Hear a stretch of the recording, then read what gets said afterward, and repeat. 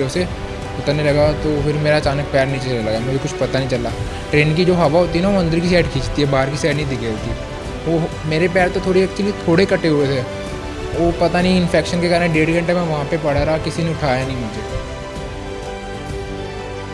एक तो थे कुचले, मेरे पैर कुचल गए थे। कट जाने कुचल जाने में वो फ़र्क होता है।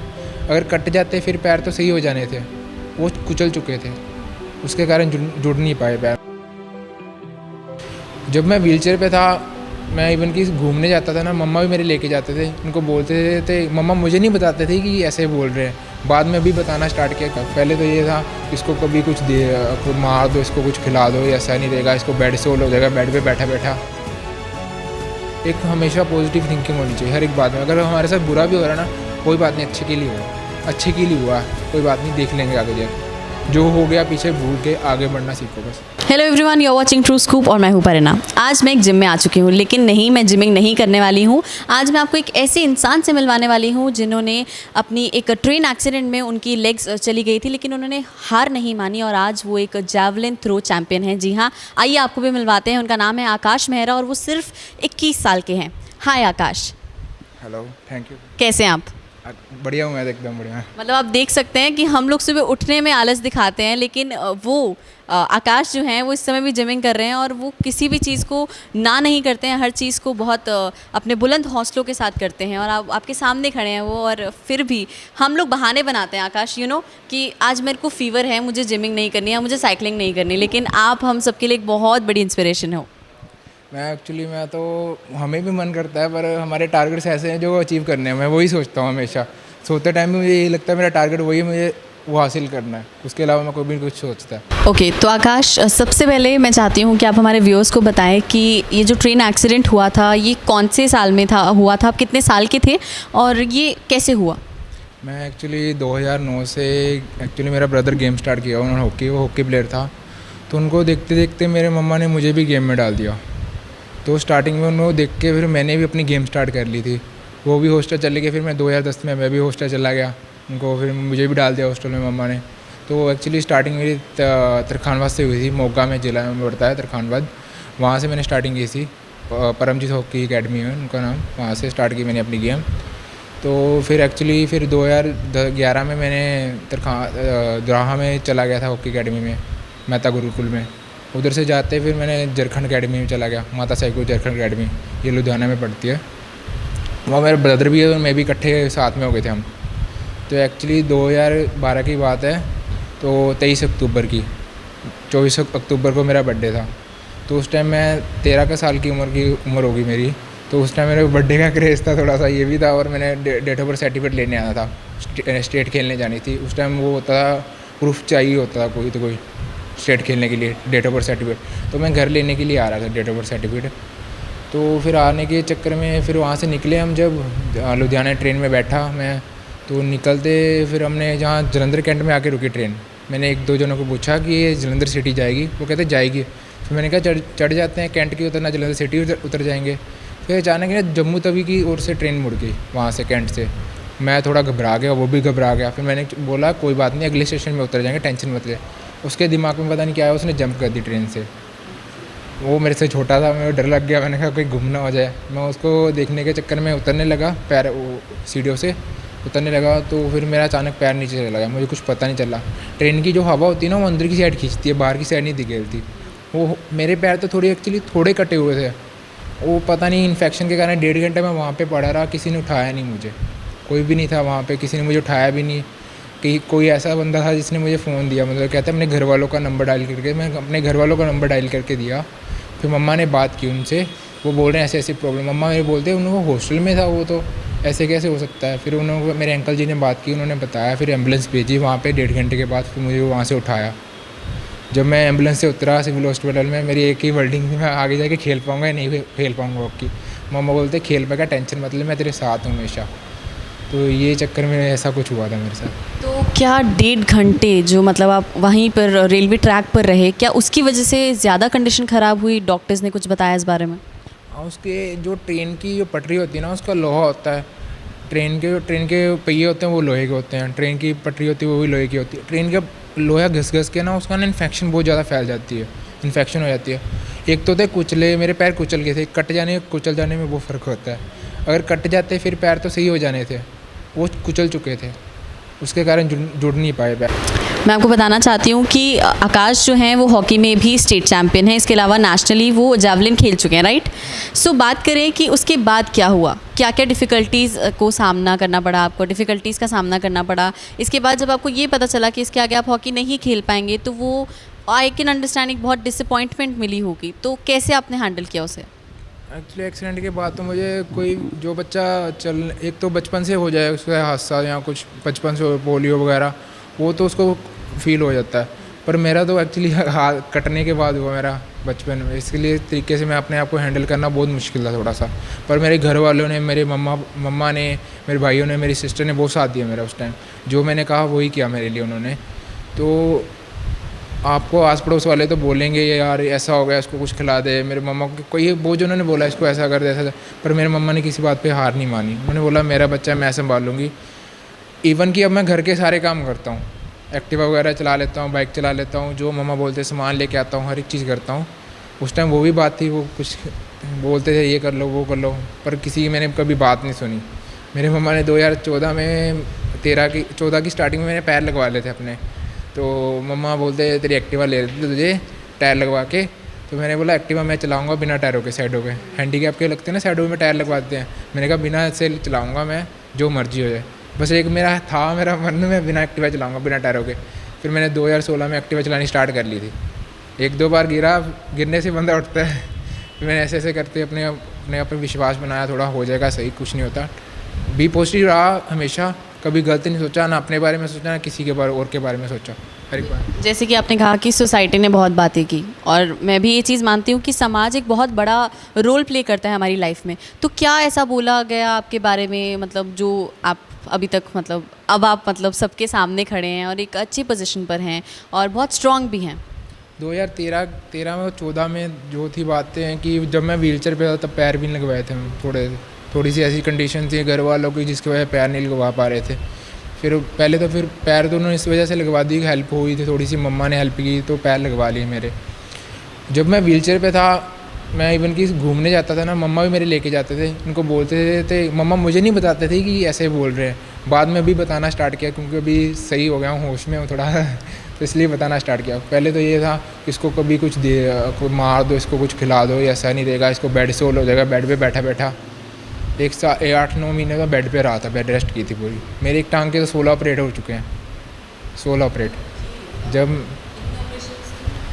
इन्फेक्शन बहुत ज़्यादा थी ना, इन्फेक्शन के कारण 16 ऑपरेट करने पड़े थे एक टांग के, तो वो ज़्यादा कट गई थी थोड़ी, उनको इन्फेक्शन के कारण 16 ऑपरेट करने पे। जब मैं एम्बुलेंस से जब बाहर ही निकला था 2 ग्राम तो मेरे में खून था, रंग मेरा पीला था, मम्मा बता रहे थे रंग तेरा पीला था, तेरे पैर जो कटे हुए थे फूल गए थे, मतलब कि ट्रेन की पटरी पे जब मैं बैठा था ना, धूप पड़ रही थी, अक्टूबर का महीना था, 12:30 बजे की बात है तकरीबन, मुझे थोड़ा सा भी याद नहीं है इतना।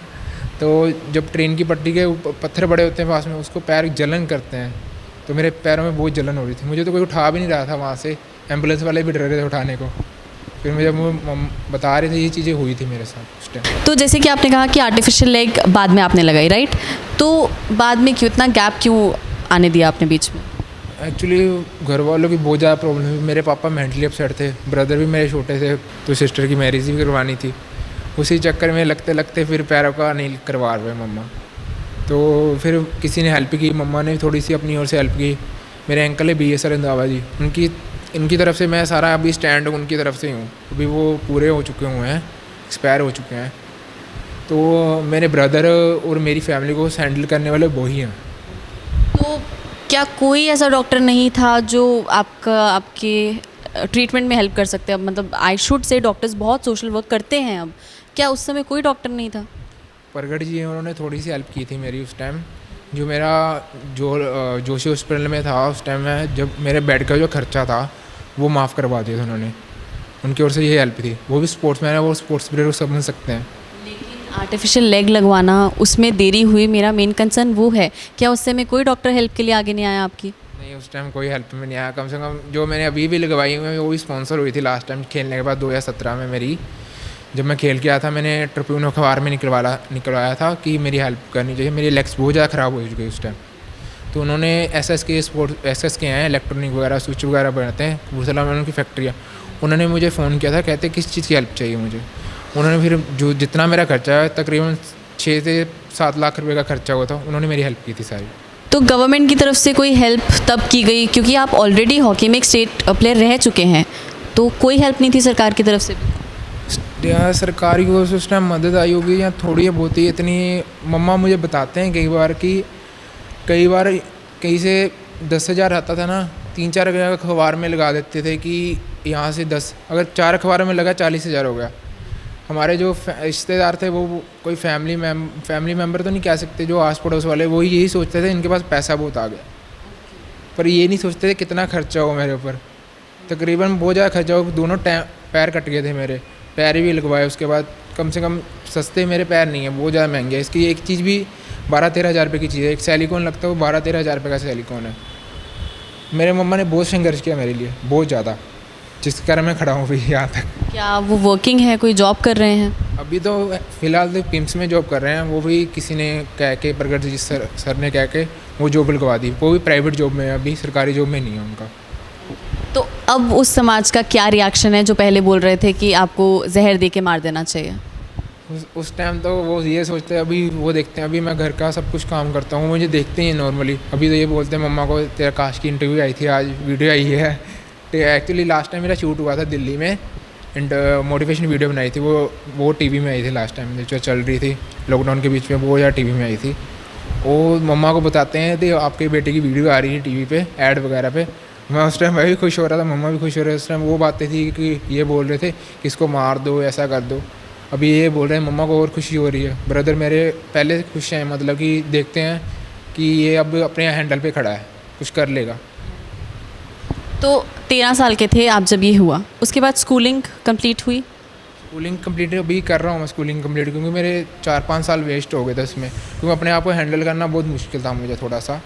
उस टाइम इतनी नासमझ था बचपन में थोड़ा सा, क्योंकि नासमझ के कारण ये था कि 12-13 साल की उम्र थी, कोई समझाने वाला नहीं था उस टाइम।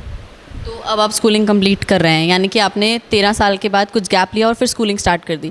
तो स्कूल में भी बच्चे होते हैं, उनका क्या रिएक्शंस था, टीचर्स का क्या रिएक्शन होता था आपको जब देखते थे वो?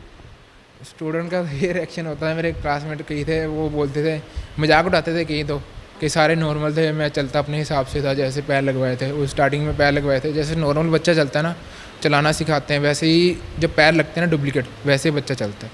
उसमें बहुत मुश्किलें आती हैं, चोट लगती है बीच में पैरों में, तो उस हिसाब से जब चलता था मजाक उठाते थे बच्चे। तो हौली हौली करते करते जब मैंने अपनी गेम स्टार्ट किया है तभी भी मजाक उठाते थे मेरा, पर मैंने किसी की भी बात नहीं सुनी, हमेशा अपने आप पे विश्वास रखा है कि मैंने आगे बढ़ना है, कि कुछ दिखाना है, मैं भी हूँ अपने लिए, मैं कर सकता हूँ, किसी का आगे भरोसे में नहीं खड़ा रह सकता कि यार मेरा कोई काम कर दे। मैंने इसी वजह से एक्टिव सीखी थी कि मैं किसी को बोल ना पाऊँ मुझे यहाँ छोड़ दे, ये कर ले मेरे लिए, मैंने इसीलिए एक्टिव सीखी थी अपनी। और खुद पर भरोसा होना है, मुझे लगता है बहुत ज़रूरी होता है। अगर आप खुद पर भरोसा रखोगे तो आप कुछ भी कर सकते हो। अब आपकी गेम की तरफ आते हैं, तो कब आपने सोचा कि अब मुझे अपनी गेम कंटिन्यू करनी है, और आप जेवलिन में कैसे आए? जेवलिन में मम्मा ना राजेंद्र सिंह घरेलू जी हैं, उनका ओलंपिक मेडलिस्ट हैं वो। तो लास्ट टाइम मम्मा ना उनको कॉल कर रहे थे, तो अचानक ही ना जब कॉल की मम्मा ने उनको 2-3 बार, तो उन्होंने कॉल पिक कर ली। मम्मा बोलते मेरा बच्चा भी हैंडीकैप है, तो उसकी हेल्प कर दो कोई। फिर एक्चुअली ना वो जलंधर सिटी में आए थे कचहरियों में, तो उनको कोई काम था। फिर मम्मा ने मुझे फ़ोन किया, मम्मा कहते जा मिल के आ उनको। मैं मिलने गया उनको, उन्होंने मुझे देखा कि तेरी क्या डिसेबिलिटी है, पैरा में डिसेबिलिटी के हिसाब से कैटेगरी वाइज बनते हैं, तो उसी हिसाब उन्होंने मुझे देखा कि फिर उन्होंने गुराया बुलाया मुझे। गुराया में उनकी अकेडमी है एक छोटी सी, जो पैरा प्लेयर के लिए, जो नए प्लेयर आते हैं उनको सिखाते हैं, वहाँ पे समझाते हैं, मोटिवेट करते हैं अपनी। मुझे हर एक चीज़ बताई कि ऐसे प्लेयर ऐसी है बात। तो उसके बाद मैं 3-4 हफ्ते तो वहाँ जाता रहा, वहाँ सीखने के लिए। गुराया, जलंधर से गुराया जाता रहा एक्टिवा पे, या फ्रेंड को ले गया या अकेले चला गया, ऐसे करते करते फिर जाता रहा। 2017 की स्टार्टिंग मैंने गेम स्टार्ट कर ली थी अपनी। 2 फरवरी को मैं ट्रायल देने गया था Sai academy sports authority of India Gujarat में, वहाँ मैं ट्रायल दे के आया था। उसके बाद फरवरी के महीने में मेरे तकरीबन 15 या 16 तारीख को स्टेट के ट्रायल हुए थे बठिंडे में, तो नेशनल के ट्रायल हुए थे। मैं वहाँ सिलेक्शन, मेरे 2 मेडल आए थे गोल्ड। मुझे तो पता, इतनी खुशी भी नहीं थी मेरे अपने आप पे। फिर उसके बाद नेशनल जब खेलने गया मैं जयपुर में, जयपुर में नेशनल खेला, मेरा सिल्वर मेडल आया था सीनियर नेशनल में जेवलिन थ्रो में। ऐसा ऐसा करते करते थोड़ा आगे बढ़ा तो मेरा अगस्त महीने में मेरी लेटर आ गई स्पोर्ट्स ऑडियो बने, उसमें मेरी सिलेक्शन हो गई।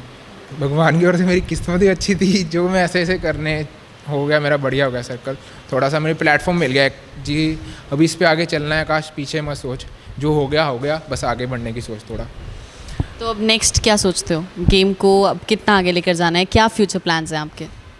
फ्यूचर प्लान तो मेरे बहुत ज़्यादा हैं, मेरे टारगेट्स भी हैं दो जो मैंने अचीव करने हैं। मेरा टारगेट पहला है ओलंपिक मेडलिस्ट बनना है वर्ल्ड रिकॉर्ड के साथ, मैं उसके बारे में सोचता हूँ।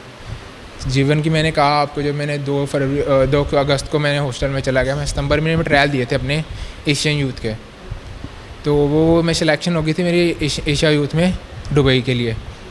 मैं दिसंबर महीने में वहाँ खेलने गया, उसमें मेरा सिल्वर मेडल आया था जेवलिन थ्रो में।